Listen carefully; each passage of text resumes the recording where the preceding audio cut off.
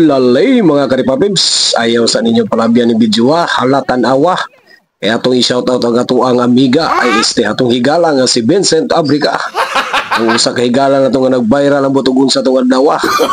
Siya itong nagakuha og dako kayo nga isda nga midagsa sa ilang baybayon dito sa palid sindangan Zamboanga del Norte.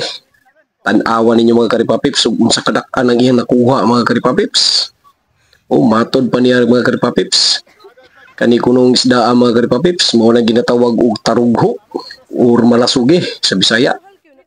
Sa English ni mga karipapips, mao ni siya ang atong blue marlin. Alabahala kay ni mga karipapips, tanawa.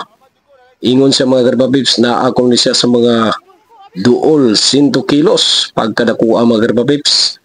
Mao ni siya ang ginatawag niya grasya gikan sa kadagatan.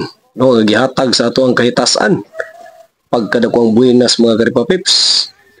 Wala siya panagatan mga karipapips, pero dako kayang gihatag ang grasya gikan sa kahitasan mga karipapips. Dako na kay nagtabang sa iyang pamilya sa pang-adlaw-adlaw nga panginahanglanon. O di ba? Nakita ninyo mga karipapips, iya pa nang gisakyan mga karipapips.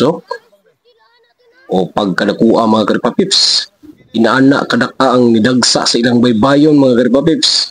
Astang lingawa dyan niya mga karipapips, bisan pa manog nagkalisod siya sa pagkuha ng isda.